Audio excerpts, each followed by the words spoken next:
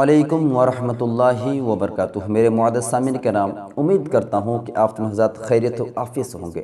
اللہ رب العزت ہم تمام مسلمانوں کو اپنے حفظ و امان میں رکھے، آمین ثم آمین۔ میرے معزز سامعین کرام، آج کا مسئلہ یہ ہے بچے کی پیدائش کے کتنے دن کے بعد عورت کے لیے نماز کا پڑھنا ضروری ہے اور کب اس کو نماز کا پڑھنا ضروری واجب نہیں ہے۔ دیکھیے، اس مسئلے کو ڈیٹیل میں آپ کو عرض کروں گا، امید کرتا ہوں کہ اس مسئلے کو آپ مکمل دیکھیے گا۔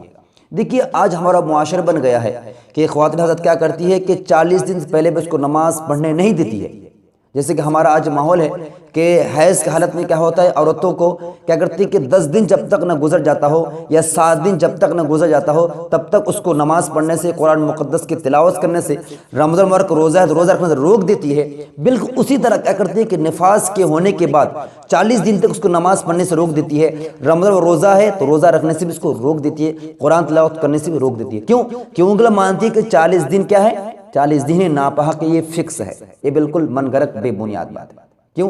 کیونکہ آج ہمارا ماحول بن گیا ہے جو 40 دن فکس کرنا، یہ غلط ہے۔ اس لیے کہ کسی خواتین حضرت کا فکس ہے، کسی کا 13 دن کوئی پاک ہو جاتی ہے، یعنی بچہ پیدا ہونے کے بعد جو غلازات آتے ہیں، جو جس کو نفاس کہتے ہیں، خون آتا ہے شرمگاہ سے، یہ کسی کیا ہوتا ہے، کسی کا 13 دن تک آتا ہے، 14 دن بند ہو جاتا ہے، یعنی 14 دن بعد نہیں آتا۔ پھر کسی کیا ہوتا ہے 23 دن آتا ہے، کسی کیا ہوتا ہے، کسی کا 30 دن آتا ہے، کسی کا 5 دن آتا ہے۔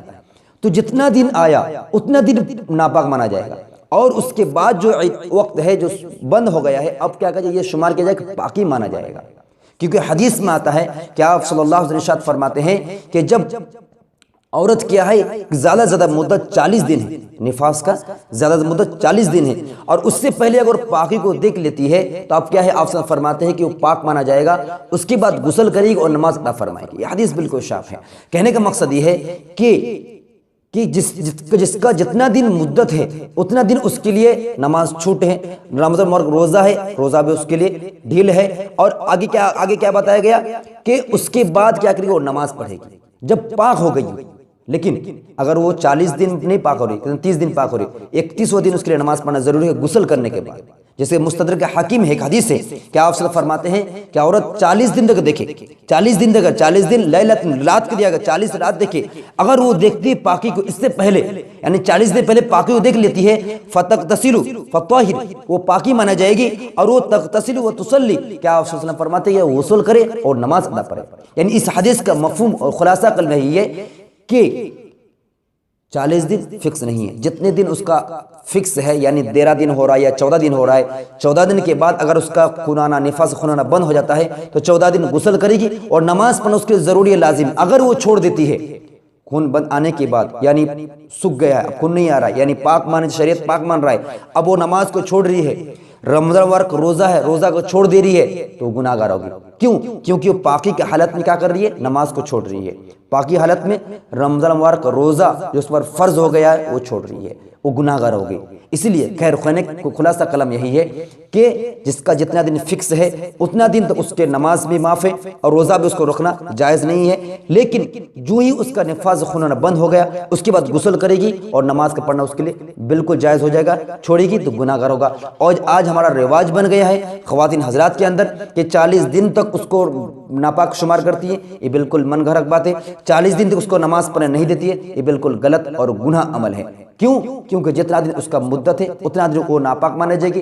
جب ہی اس کا بند ہو گیا نفاس کا خون آنا، اس کے بعد وہ پاک مانے جائے گی، نماز پڑھنا، روزہ رکھنا اس کے لازم ضروری ہو جائے گا۔ اللہ رب العزت ہم سب کو سمجھنے کی، عمل کی توفیق عطا فرمائے۔